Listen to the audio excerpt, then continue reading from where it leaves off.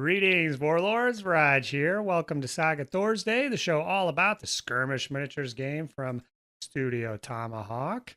I am joined today by the Elderman Andrews. DJ, how's it going, man? It's going good, Rodge. How are you? Good, good. So we got a new style of video up for the review of the Saga Thursday fans today. We've looked at armies before, but this one we are kind of reaching out to those in the community and kind of doing a deep dive on the particular warbands that they're building. So this will cover the hobby aspect, so a little bit of the game aspect, but just trying to, from start to finish, we're digging in on to a particular warband. And so you graciously stepped up and we're going to take a look at your Romano-British warband. Is that the official title? Sometimes I like the name, the Heathens, the Eastern Romans. I have names for my war bands. Is that what you're calling them?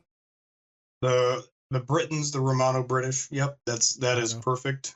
Arthur and Durfal's warriors, or Stilicho, Flavius Stilicho. That's who I try and model it after. Is that coming from novels or historical novels or history? Where are you getting those from? So Arthur is a disputed historical character. We think we know he existed, or at least someone in that name. Durfal is a Welsh saint that was also a warrior before he was a priest. Dispute on time frame of when he was in, right? As it's the Dark Ages for a reason. Mm-hmm. And then Flavius Stilicho is a historical. He was the protector of Rome for Honorius while he was a child, and he had a campaign in Britain, the Pictish War, Flavius Stilicho's Pictish War. That is actually in a book called the Camelot Chronicles, another Arthurian tale novel series that I learned about from a gentleman at SensiCon this past year. Awesome. So did that, your knowledge and this fluff background stuff, is that what inspired the army, or did you kind of start on it and then circle back around trying to find inspiration and motivation? Which direction is that coming from? I would say from my childhood, I've been obsessed with right? I very much enjoyed the storytelling of the Arthurian legend, whether it is Geoffrey of Monmouth's, fantastical version, like in Sword in the Stone, and animated one, or even like Excalibur, the old movie from 1981. Loved that, right? Loved every single majority of the King Arthur movies that have come out recent history. A majority. Right? Oh, Richard Gere. Is that one your favorite? I'm trying to think of the First Night. Yeah. It was. I was a little younger then, so it was different. I probably need to give it another watch as an adult. Well, Sean Connery is always clutch. Oh, that's right. Yeah, he's king in that one. That's where they all were wearing blue. They had like one shoulder plate.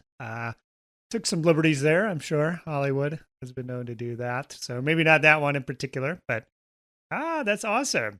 Yeah, I too love the Arthurian legends. I'm picturing our elementary school library had like one hardcover book, and there's a lot of art and stuff in there. And I wish I could figure out what that book was and like try to get it and give it to my son or something, because I would just check that out like every week. It's like basically owned it. So the Romano-British had some roots in your childhood here. So I believe this is your second Saga warband. Is that right? Or was Third? Okay. Yeah. So it was my Anglo-Danes. That was the first warband that I went to create, get ready for Adepticon, and then got trounced at my first Adepticon 3 years ago now. And then I decided to do Spanish, a completely different direction. Okay. That's right. You were just talking about Spanish on the Patreon, so that makes sense now. And then just the Bernard Cornwell Warlord Chronicle series is like what really spurred me into it, just because of the thematics of those books, and then the fantastical and the Age of Heroes of Britain. And I was just like, so much creative liberty, similar to you, right? Like I have a need to tell a story with my warbands as I've grown more into Saga. And so this just was like the ultimate thing for me to start to design something that was how I saw the Britons, a little bit historical, but also a little bit fantastical. Yeah. And the times make them of multi-dimensional too. The Misty Isle times, you know. Oh yeah. Just over the next knoll there, you know. So what was the time frame then? Was the Invasions book already had just come out when you started it, or did you start it pre latest Invasions book? So the timeline is, and I just picked up Saga, and the Age of Invasions came out that November, so right before Adepticon in what 22, I think. Okay. Yeah, 2022. So November of 21. I was doing my Anglo-Danes. After that, Age of Invasions, leading into Advance the Colors, I was like, I want to do a Age of Invasion army because I love Dark Age Britain, and the Britons were in there. I hadn't got the book yet, and so I was like, I know they're going to need Levy Archers. So that was the first unit that I started with, was which yeah, they are pictured in here. That was the very first unit that I built and painted for my Romano-British. Okay. Levy Archers. So we're taking a look at the photos here as they're cycling through. They will be soon. So why did you choose these particular models? So are these all Victrix or Wargames Atlantic, or where are you sourcing these? Obviously, there's a lot of, I can tell it's a lot of plastic, but I'm not super knowledgeable on the latest lines. So I would say about 95% of the range is Victrix, with a lot of conversions and kit bashes. So the kits that I've used so far for it, late Roman unarmored infantry, late Roman armored infantry, late Roman armored cavalry. In the wings, I got the combo cavalry and the unarmored cavalry, which I'm toying if I want to make them more of like a federati unit, but that can also go into a Germanic army that can play any of the German factions through Age of Invasion or Vikings. Sure. Can the Invasion Romans take compo like warriors? Oh, yeah. Okay, cool. Yeah. And there's no restriction on how many you take. Just good sense is the only restriction. So I'm working on starting with a unit of 8, and then the goal is to get to 12, just to have that bullpen ready to go. I doubt I would ever use 2 full points of combo warriors, just with how the Romans play. Sure. Yeah, it's got to be some kind of gimmick theory warband situation out there. You could combo some kind of merc there and get some mileage out of there. Yep. Oh, cool. So then also I got figures from the late Saxon kit and the Viking kit, just like intermixed in a little bit. Not as many because it's a little too late for what I wanted this warband to represent. Then I took the Boudica figure from the Chariot kit and made her into Nimue, or at least my interpretation of Nimue. Yeah, I've seen it painted up, that model as well. Kind of crazy witch lady. She's cool. So these kind of slight conversions and stuff, what was were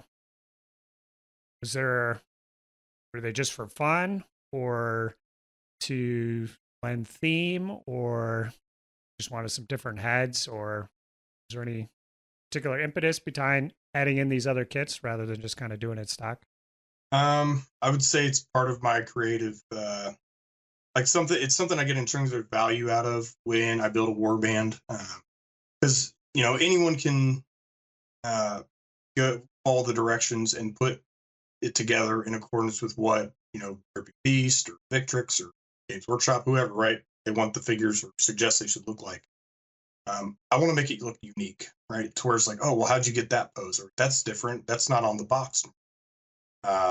Swapping hand. I call it going Mad Doc, right? Like call me Dr. Frankenstein. I cut hands off, cut arms off at weird intervals to then try and patch together to make the pose look a little more natural, like someone's trying to do a spear thrust while on a horse, right? Like so, or like spear thrusting across themselves, across their body down, right? Like just trying to get weird, unique, natural positions that are not within there. And plastics are the best to do that with.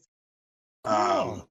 And then when you look at like the Dark Ages, or when you're trying to like picture the Dark Ages, it's just a whole bunch of hairy dudes in generally the same type of clothing, and really the only ones that shaved were like the professional armies, and so everyone else just these big hairy men that didn't keep themselves up. So it's like, okay, why wouldn't we have all sorts of Roman helmets, Germanic helmets, right?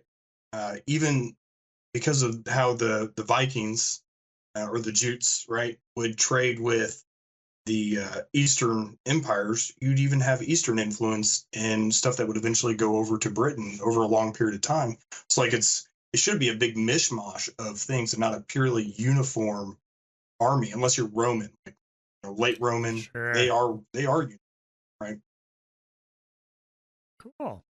So, getting into the colors and paints that you used. So, what was the idea with the painting on this? What was the plan?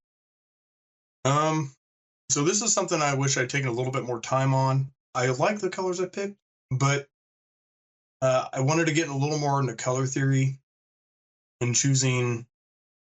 I wanted to try and do what's like the tetrarch color theory. I'm probably butchering that for someone that's a little smarter than me on it.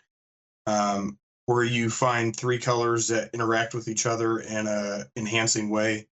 And so I chose red, white, and blue. White is not really a part of that. And so then that's where we kind of get into the basing, right? Is where I use green to help as a complementary color to red.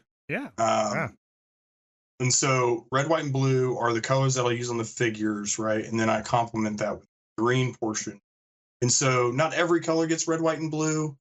Some are red and white, some are red and blue, right? And I mix it up just so it's not uniform, except for the Roman figures. They do get uniform, and of which is white with red.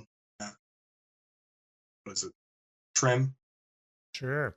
Yeah, I like that. So it's a lot of mostly white and red, I would say, but the armor, metal is a secondary color. You got that blue as a secondary color. Mm-hmm. Basic. Yeah, this looks good. Did you try any new methods or anything like that? Are these your kind of tried and true techniques, or did you try to do something new this war? So I would say my Anglo-Danes were my we'll call it guinea pig into how I wanted to come up with my secret recipe, right? So the things that I evolved while doing this army, I evolved my leather. So originally I learned to talk about leather, right? So you could go to, let's go and look at, let's see if I can find the photo here. Now we can do a little deeper dive on an individual unit here. Just let me know which one.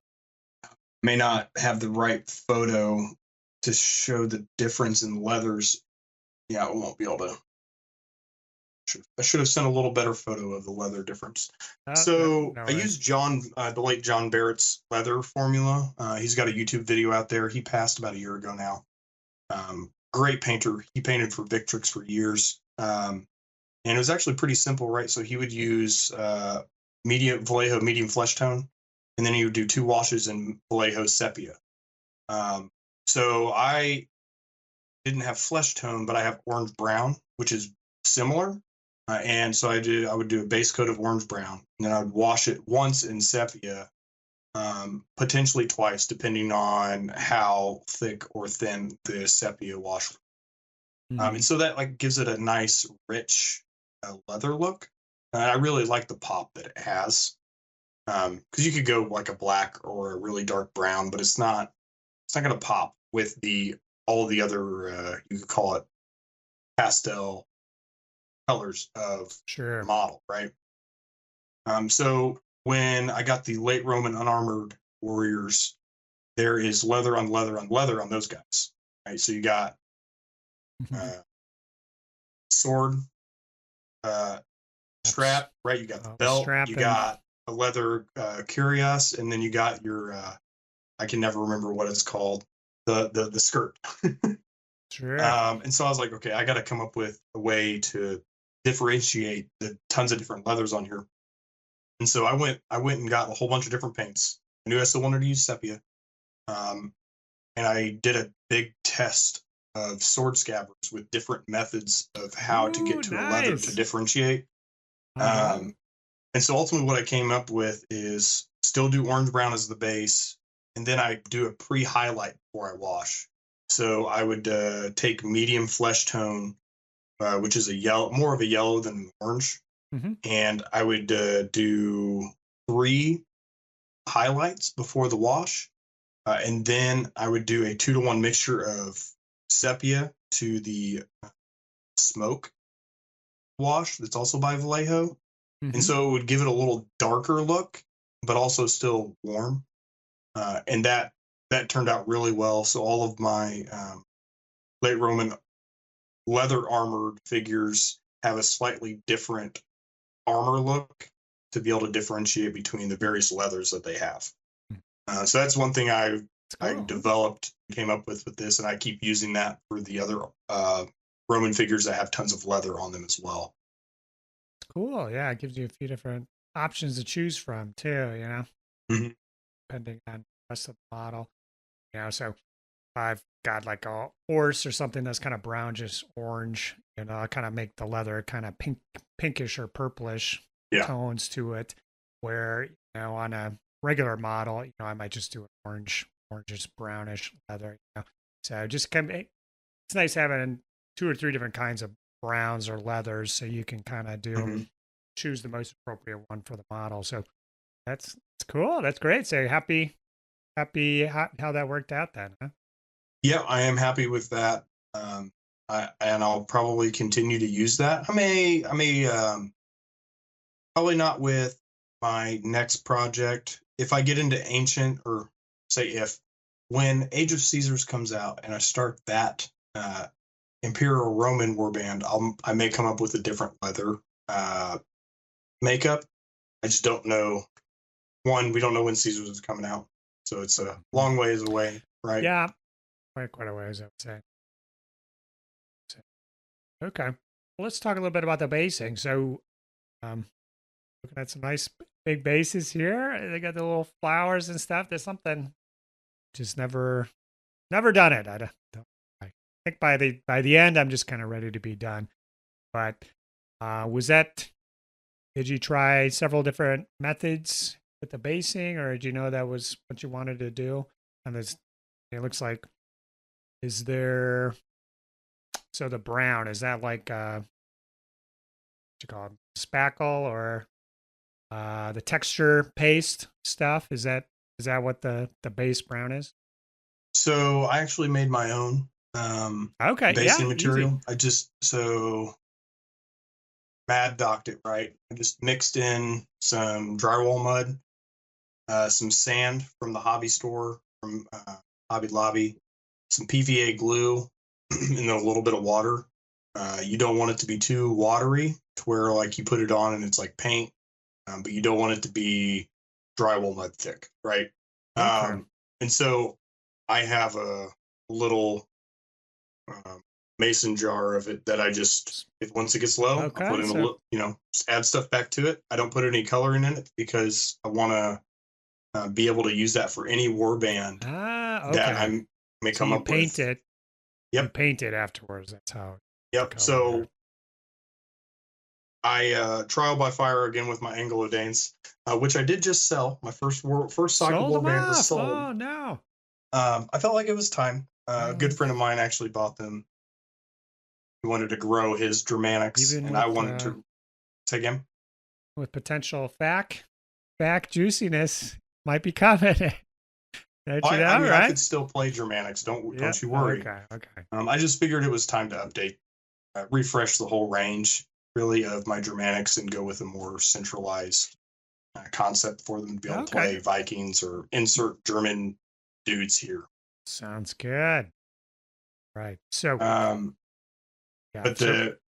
so with basing, I learned a lot with the Anglo-Danes because through wargaming, I never really based my figures when I was younger. And so this was a huge learning opportunity for me. And I would say this warband, probably after the Levy Archers, I really zeroed in on how I wanted to base them, right? Part of it was because of Adepticon. The first year I was there, I was like, oh, I need some flair on my bases, as John had mentioned. Get that checklist going. Yeah. Yep. Double check it. Make sure you hit those marks.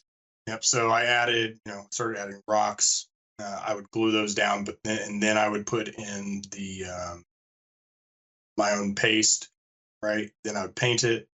I would wash it. I don't highlight it because I want to cover it mostly in grass, just so you have little specks of brown and some shading, right?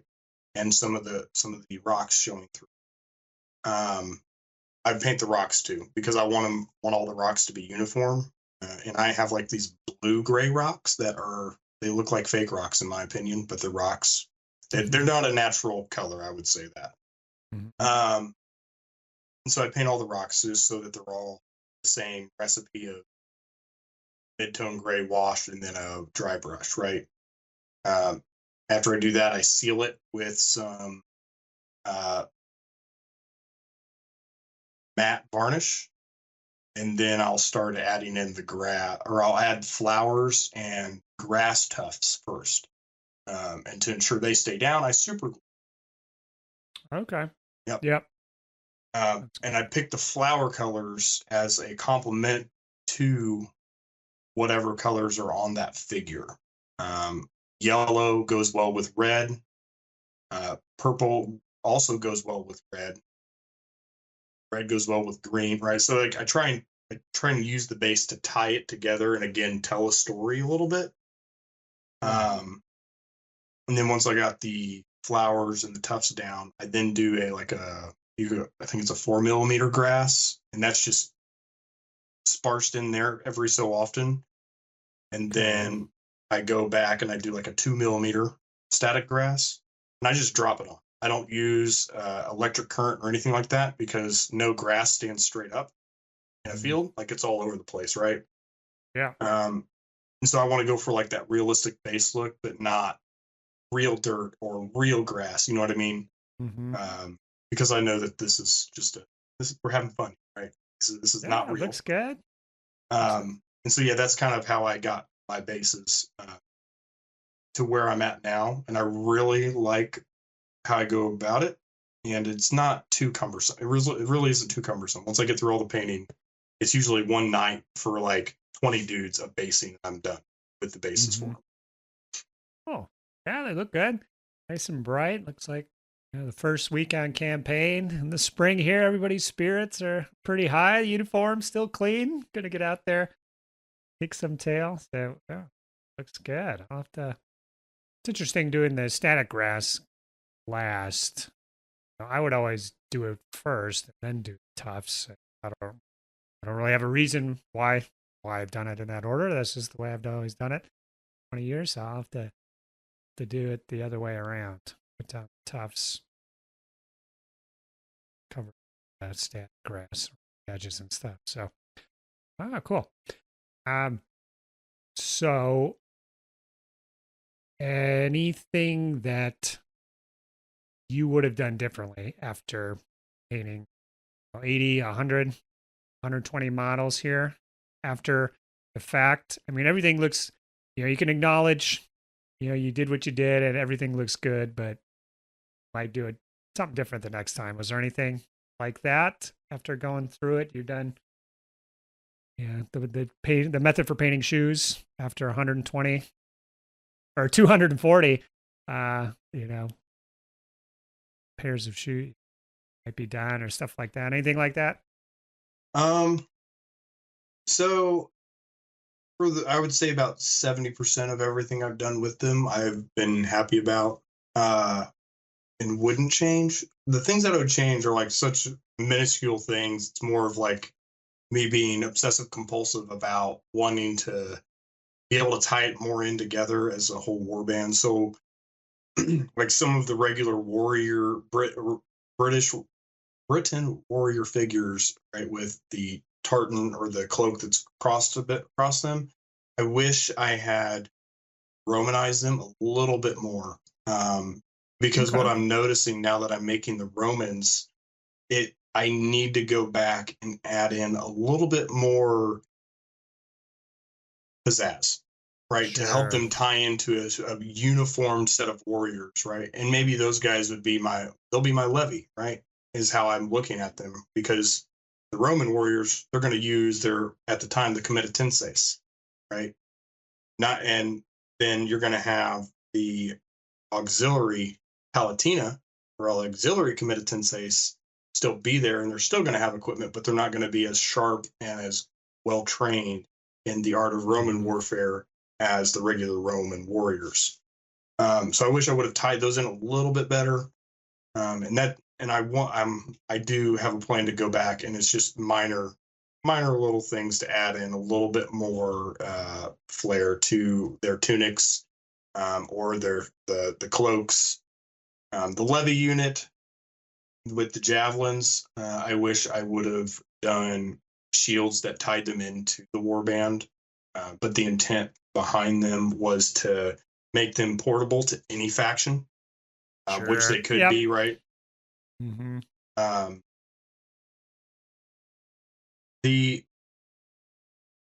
me double check something here, because I took a few notes. There was one other thing I think that I wish I had implemented.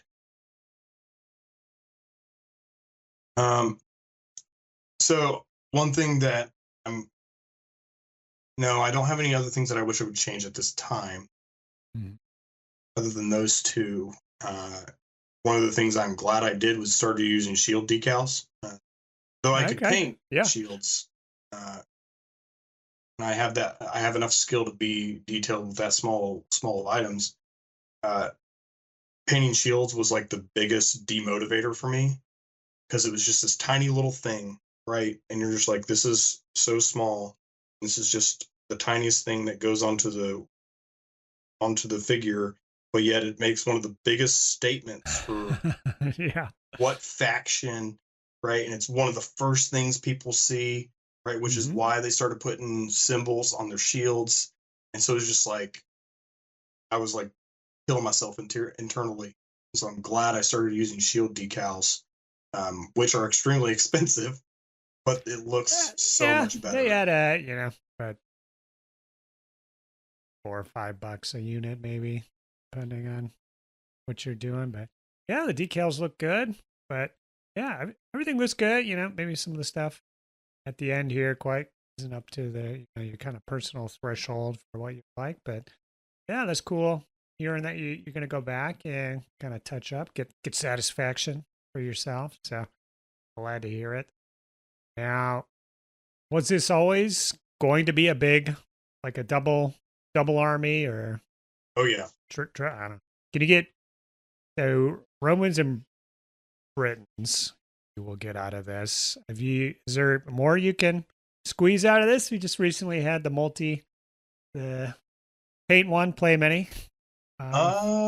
You could potentially squeeze last Romans. I doubt Byzantines, because I stayed away from the Byzantine helmets that were on the screws. Yeah. I want to say you can still do Germanics, right? Like, I think so, yeah. To be honest, if you look at the history of Britain, it's the Germanics invaded the Germanics, who then re-invaded the Germanics when, or were invaded by the Germanics, as in the Normans. Oh yeah, and so like you have hundreds of years of Germans just invading Britain, and just I find it ironic. That's cool. So I think you easily could do that, right? Like I have Mithraic deserters that could go as a mercenary unit. They could go into any warband or just play as regular warriors for the Romans. The first levy bows that I did, they can go into any warband. Same thing with the javelins, they could go into any warband. The mounted Hearthguard that I did, and so there's 8 of those. They could go into Roman, potentially Goth. The shields are the shield decals were a mix of some of the late Saxon shield decals, some of the Breton shield decals, and then the Romano-British Chiro. So I wanted to make them potentially portable. Same with the dismounted Hearthguard. So I got 4 of those right now, and I got 5 more in the wings. I don't know why 5. It's just what I ended on. They could go into a lot of different warbands as well, because the Visigoths used the when the Visigoths went to the Iberian Peninsula, they became Romanized, and so they started adopting a lot of Roman ways. So you're talking a few hundred years later than what Age of Invasions probably is covering, into the fall of the Visigothic Empire by the Moors, and the Berbers. But I mean, they were still considered themselves Visigoths at the time, so it's all Dark Ages, and it's just how you want to portray the army, right? So I could, but I want to do a Germanics specific army, and what I'm doing for that is the warriors and everyone are all generic, but then the Hearthguard and the warlord, personal champion, whatever, are unique to that culture that I want them to portray for that game. Okay, that's a cool idea. Yeah, have do Saxons or something, and then like Franks, like the they always have little top knots and stuff. The models. So Hearthguard Warlord has that. It's distinct. The Saxon, for example. That's cool. Yeah. So, were you playing the Warband as you built it up?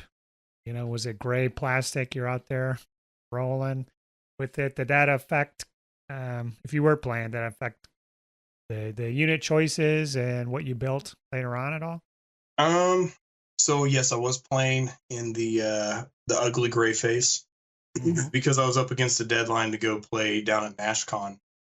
That was going to be their outing, and so I think I had majority of my warriors done. I knew that just from playing with Anthony and Scott that warrior base is important as the core of the army. Having a mercenary trying to test out who worked, I found that the deserters provided an extra ability of shooting that they don't have. The board doesn't incentivize shooting at all, and so if you can get free shooting, that's a force multiplier while also being good in melee. Right, they're a very good defensive unit. And then with how aggressive the warlord is, and the purpose behind the warlord being this destructive wrecking ball that can go turn a game from favorable to unfavorable for the opponent in one turn, it was important. Okay, I need to have Hearthguard, at least one unit of Hearthguard.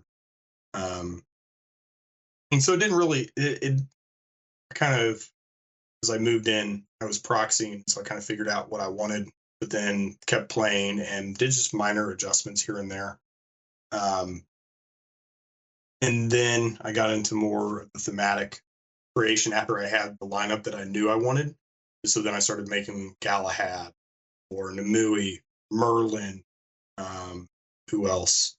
I got Keelik from. Awesome. These are all characters from the Warlord Chronicles. The Cornwall ones. Cool. Yep. Yeah. Keelik is going to be my brute Awesome. that can go between either Roman or Britain.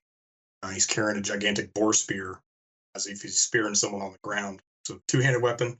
There we go. And that was a highly modified pose. And so, yeah, then that I started going into weird, fun little directions that I get a lot of enjoyment out of to make these unique characters that represent my interpretation of a story, right? Awesome. Well, the force is quite large at this point. When did you start it again? Oh, October of 22. Maybe a little bit sooner. It was right when Victrix started advertising the late Roman unarmored infantry. They had just come out with the Dark Age archers, and so I was like, "All right, I'm doing this." So I bought the archers. So yeah, that was right about that time frame. Okay. Have you been working on them continuously since then, or Almost in spurts? Almost. Okay, so it's been about 2 years. Yeah, that I mean, for a force of this quality, that size, that sounds about right. Okay. Heathens are similar in size. Took many years to build them up. So just goes to show, stick with it, and it's cool. Does the Warband meet your expectations in the game? So I really enjoy the play style of the Britons. Sometimes it does feel like it is an inflexible warband. And what I mean by that is like wants you to go down a specific path, and that path can work, right? Like it's meant to bowl its way through whatever it's in front of it, not to rush forward like the Goths do, the Ostrogoth, right? And like send these missiles. No, it's I'm coming at you, I'm moving forward, and I'm just going to grind you down and destroy you, right? So, but it only wants to do that right now, right? The Romans, I am learning how to play them, and Impetus. it's so hard to maneuver. I can't move enough, right? Because you want to do these combos, right? And then you get wrapped up in whatever's in front of you, and next thing you know, you didn't move your units, and then you're like, well, I inadvertently turtled this round. Now I'm behind the ball in the objective game. And so whenever I pick a warband, it's never for the play style. It's always for the thematics, and then I figure it out. That's another joy for me, is how to take any warband that I just like the thematics of, and then how do I make this competitive? How do I get good at it? How do I prove someone wrong that thinks that this is a horrible warband? Britons, right? I've won NashCon. I came in second at CincyCon this past year. I struggled with Adepticon because I played the Irish twice. Yeah, you almost that had was it. An extremely difficult game against what's his name? I can't remember right now. One of the Duns. Yes, can't remember. He left his Warlord and Kurad wide open for turn 1 charge, and I couldn't ignore it with my Hearthguard and Warlord. I'm like, dude, I can just destroy your ability to activate your warband, and you're done. Right. And double fatigue bomb 3/4 of your force. Like, why not? That is a golden opportunity. Dice were not on my side. Awesome. Well, yeah, it sounds like you're taking them on the road, taking them to events, having fun with them. Yeah. Are there any? Got quite a selection here already. Are they basically done now? Is there anything left to add? I mean, it sounds like you've kind of just been adding heroes and characters and stuff, which is nice. Kind of low hanging fruit. You can always find the motivation to do that. Is there any bigger units in the works or anything like that? So I made a list just because I wanted to make sure I didn't forget anything. Like, this force is going to grow even more. I want to do one more Roman Warrior 8-pack. And I have them, they're going to be leather armored. So then I can just intermix them as if they're like the Centurion or the Decurion. In that sense, with the other with the one Roman unit I have. Then I'm working on right now 12 combo warriors. I have 8 built and primed. Yep. I have the other 4 horses built and based, as in just put on the base. And then I'm just concentrating on the 8 right now. I'm doing a mounted Roman warlord, Flavius Stilicho, just on horseback this time. Mentioned a brute, which will be Keelik. He is in the painting process now. I have the Footsore Arthurian Friends entire set. So eventually I want to paint all of those characters and port them into different units to be like the captain or the sergeant of that rear unit, right? I got Princess Guinevere. That'll be the princess for any of those scenarios. Yeah, gotta cover the gamut of the challengers, right? Yeah. Yep. I got Lancelot, so he'll be my traitor because he was a traitor in Warlord Chronicles. That's right. Sorry, it's teasers. Spoiler for anyone that hasn't read Warlord Chronicles. I am so sorry. Okay, wow. Yep, Anything and then else? I want to do some Fotorati, mounted Fotorati, since I've got some Goth Germanics that I've already done a while back as part of the last year's Warband challenge. I don't need to do any dismounted. I just need some mounted ones now. So those are also in the works to be able to play either Germanics or little unit there. Cool. Yeah, I forgot about mercs. Yeah, any other mercs specifically to tie in with these guys? Nice thing about mercs is you more generic. You can use them with multiple warbands. I got the dogs. So I got a dog handler and some dogs. I want to do those. They're primed and not painted. I already got a bishop, a priest, or seer. Right? I got a personal champion. I have almost every base covered from Age of Invasion up through the Britons can take. The Romans, I would have to do like Eastern Horsemen. I don't have a plan for them right now. See, I don't necessarily want to do the sailor. What are they? The Sea Wolves. I could. I have some Golgadel, like specific Golgadel miniatures that I made that are at all of their tunics are in green. Okay, yeah, looking good. Because they're supposed to be, they're Mad Irish is how I'm kind of looking at them. Right, they gotta be. That's right. So I have those built so I could use those as Sea Wolves. It's still a little, they're more Viking than, than Age of Invasion. So it's kind of like, but yeah, I think once I get the dogs done, then I may be finished with works for this time period because I can end the mounted Fotorati. I may be done because I'll have everything at this point. I could do guides with the javelins if I wanted to. Cause, like, sure. They're just dudes with javelins and shields, right? Awesome. Wow. I'm loving it. Yeah, the Never Ending Army. Definitely a fan of that approach. And it's cool. Well, I think that is about it. So we took a look at everything, kind of your thoughts behind the start of the Warband, the models, the basing, the painting, the games, the future expansions, and everything else. So this is perfect. This is exactly what I was thinking of when I thought let's showcase some Warbands out there, show people some of the great stuff people in our community have made, and this definitely fits the bill. And yeah, well done, man. Thank you. I came in second to Sean Moomy's Romans at Adepticon. Ooh, yeah, coming in second to him for the paint contest. I'll take it. He's an amazing painter. That's the first anywhere else, pretty much. Yeah, great. Well, thanks for coming on and sharing everything.